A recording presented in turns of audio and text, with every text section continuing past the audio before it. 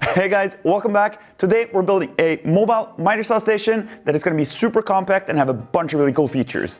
Because, let's face it, the situation I've got going on here today just isn't working at all. I keep bumping into all this stuff on the side here when I have long things to cut. I have no permanent dust collection, so dust gets all over the place here. And this whole thing isn't attached at all, so everything slides all over the place. We're gonna fix all of that and add a bunch more features. Let's get started by cutting up a full sheet of plywood into individual parts, and then we'll talk about how to assemble all those parts into a miter saw stand. Thanks for joining me. Let's get started building.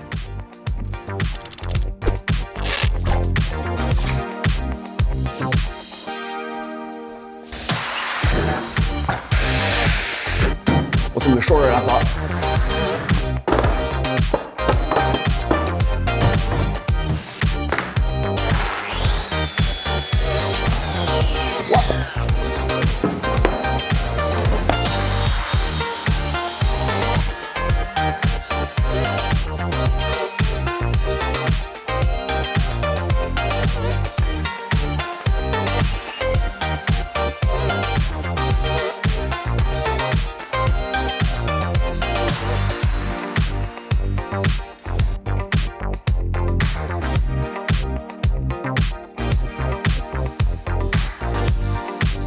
And that was most of the parts cut out for this project. I've now got everything I need to assemble the main frame of this cart. It's going to be very similar to the other carts that we built in the past, just like the assortment cabinet that we built. In addition to a space where the saw can sit on top, we're going to have a drawer right underneath that. We're going to have a compartment for a vacuum cleaner, and we're also going to have 2 shelves on the side of that. And if you end up liking the way this turns out and want to build one for yourself, I'll have full plans available for download in the link in the description below. All right, what are we waiting for? Let's start assembling this. And we're going to do that using the Biscuit jointer. I'll start by using the drawings that I have to mark up all the locations for where I want the biscuits to go. And then once I've done that, I can test assemble everything to make sure that I've done everything right, pre-drill some holes for some screws, and then we can start gluing stuff together. All right, I've marked up all the locations for all the biscuits, and time to make some holes for those biscuits. Noisy.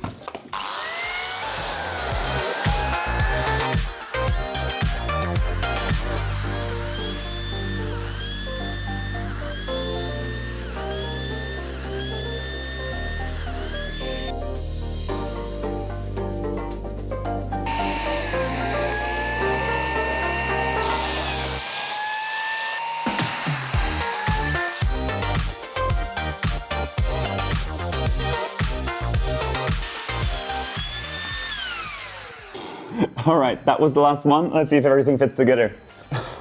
Time for some biscuits.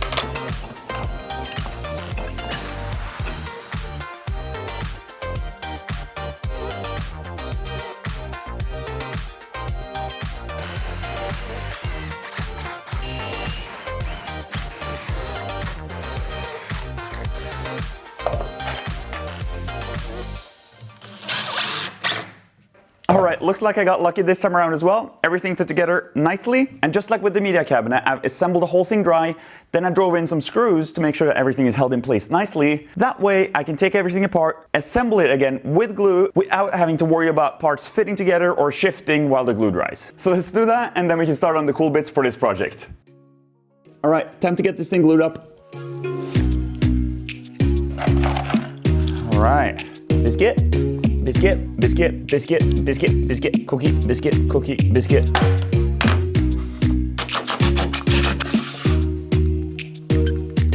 Cookie, cookie, cookie.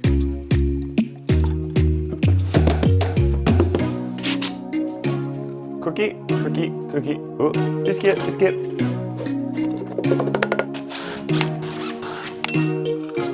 Cookie, cookie, cookie.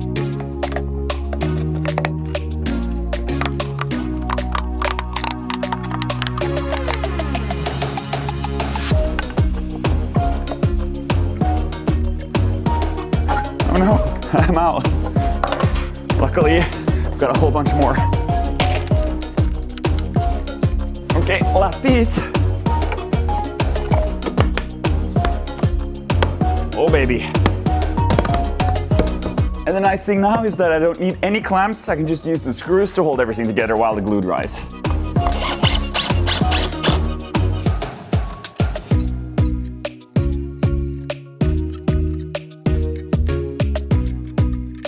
Alright, so while we wait for glue on that thing to dry, let's start building the parts that are going to support the wood while we're cutting it. And for that, I've already cut out a whole bunch of parts. Now, these parts are going to become two main assemblies. One of the assemblies is going to be the wings that fold out and support the piece of wood while we're cutting it, and the other assembly is going to be supporting the wings itself. We'll start with the wings, so we'll save these parts for later. And to make our life a lot easier, we're going to take advantage of our big flat work surface here and lay everything out upside down. That way we don't need to hold stuff awkwardly in place, and we can make sure that everything ends up square and straight. Alright, so here's how this is going to work. I spent a little bit of time and aligned all the pieces here to the front edge of my table, which I know is straight. So now that when I hold a piece of wood up against it, everything is aligned. On those wings, I've cut off a little bit of the corner with the miter saw. And yes, in case you're wondering, I did forget to connect the dust collection and ended up making a huge mess. So yeah, definitely happy I'm building this thing. So now I've aligned the inside edge of that corner that I cut off to the edge that we cut out of the side pieces. And this is what's going to be the relief for the miter saw handle when it swings all the way out to the side here. And the way we're going to attach all these parts together is with this block here that is going to go right there, and a piano hinge that I've cut to the right length, and that thing is going to connect the wing to the main frame of the cart here. The reason why I've got that additional block in there is twofold. One, so that the entire wing here can swing out of the way and the saw can still be usable when they're folded up. And reason number two is that this thing gives me some space in between the wing and the body here to where the support for this wing can go. So we'll glue and screw these to the bottom here, all the way up against the side, and then we'll attach the hinge right up here, and then we'll repeat that process on the other side.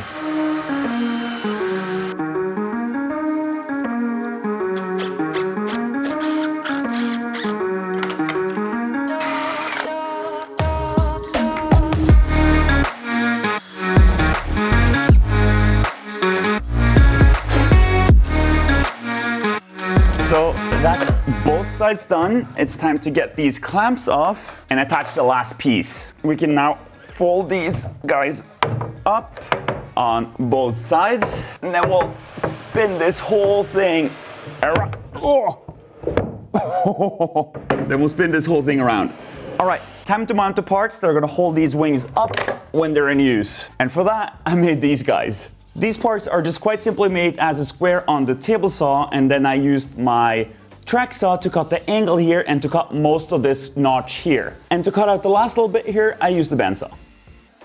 So this thing is basically just gonna go in here and rest on top of that little piece that we just screwed to this part. But so that it isn't too tight of a fit, I've just put in a little strip of edge banding here to give it a couple of mil distance.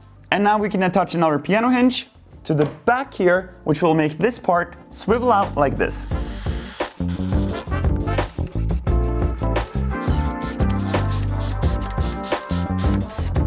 And while I've got this whole thing upside down here, I'm gonna use that opportunity to mount some casters to the bottom of it.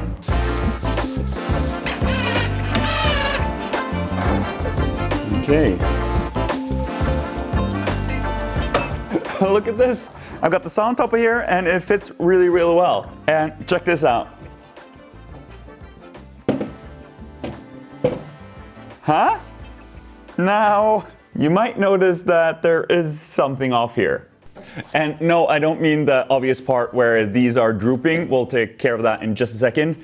The problem here is that this surface is lower than this one. You see, you're meant to be able to cut stuff and slide this across, which you can't. I somehow miscalculated the height of this in the drawings by exactly one thickness of MDF. Luckily, that means that this is a pretty easy fix. All I gotta do is slide 2 strips of MDF underneath here, and we've got the right height. I'll make sure to update the drawings so that everything fits. But if you make one of these for yourself, make sure to measure the height of the top of the saw to the bottom of it, so you can adjust your drawings to fit your saw if you need to.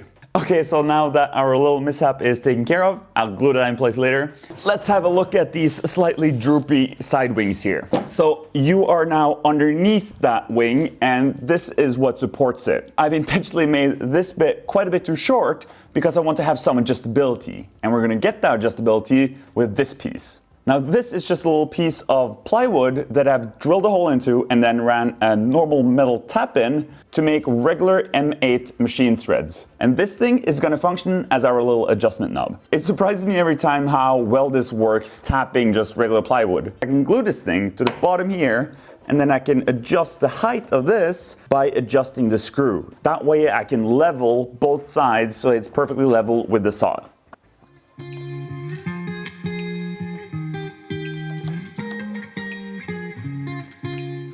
And while those parts dry, we'll make the last part, which is going to be a drawer that goes in the top compartment here. I've got all the parts cut out here. Now this drawer is going to be basically identical to the ones that we built for this work table here. And for that reason, I'm also going to make the same style of handle that I made for these. I'm going to use some 3D printed router templates together with a router guide attached to this router.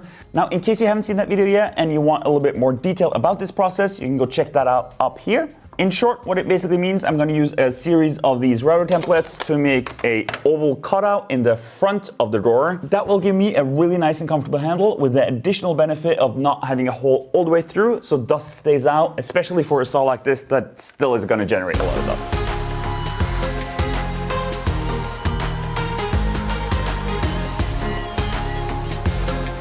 And after a bit of routering, that's basically what it looks like at the end. Nice oval hole from the front. Pocket from the back so you can get your fingers into, and with an additional back piece that goes behind it so that it's sealed from the dust. If you like these router templates and want to try them for yourself, you can download them for free. I'll leave a link right below the like button. Let's start assembling this drawer. We'll do what we always do. We'll use some lamellos in each corner. We'll glue everything together, attach the front, and then we can assemble everything.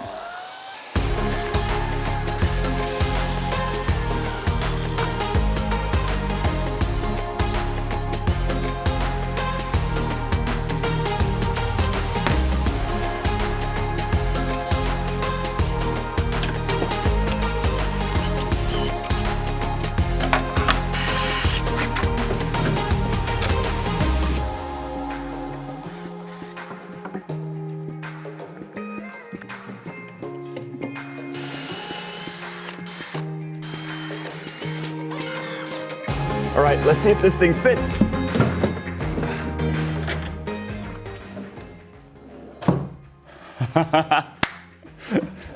That is pretty awesome. I really like these Bloom drawer runners. They can take a whole bunch of weight, and what's really nice if you use them in furniture is that the drawer runners are completely invisible from the sides. I've also gone ahead and attached the saw to the bench here. I did that using a couple of M8 threaded inserts that I screwed into there, and then an M8 bolt with a washer that goes through the saw and into here.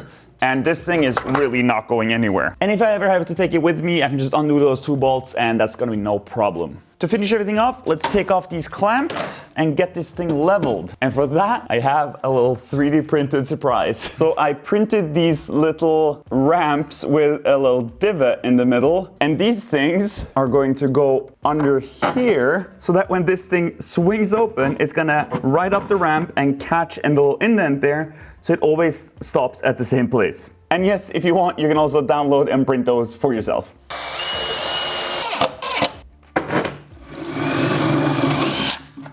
All right, look at this thing, it's done. I'm quite happy with this thing. I made sure that everything is nice and straight and that all these three surfaces are perfectly flat relative to each other. Down here, we've got our drawer, obviously. We've got two shelves for cutoffs and other stuff, whatever. And in here, we've got the dust extractor.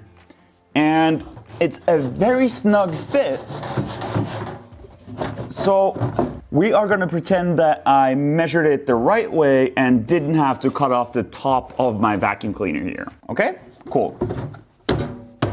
But it fits. So like my other vacuum cleaners, this one has a power outlet and the saw is connected to it. So the vacuum cleaner will automatically start when the saw is on. Let me show you.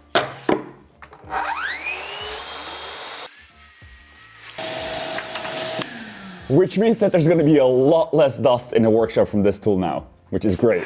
So yeah, I'm super happy with the way this thing turned out. I did have a couple of mishaps here and there, but I'll make sure to correct all those in the drawings in case you wanna make one for yourself. I know that there's a lot of people that make carts like this and that they're selling plans for. This is just my take on it and what suits my needs. A few things that I really like about my design is that these things are adjustable and the fact that they actually fold in towards you so that you can easily reach everything from the front. The saw here can also fold in like this, so that it basically is contained within the footprint of the cart. And since I've got the saw connected to the vacuum cleaner, the only thing that I need to plug in for this to work is one cord, which I really like. So yeah, that will be it for this video. I hope you liked it. If you did, give the video a thumbs up. It actually makes a huge difference if you do. And if you want to make one of these for yourself, like I said, the plans for it as well as the 3D files for the router templates are going to be linked in the description right below that like button. If you like what I do and want to support me, please hit that subscribe button and ring the bell so you get notified every time I upload something new. You can also go check out my merchandise store, which is linked down below. As for now, thank you so much for watching, and I'll see you guys in the next one. Bye bye.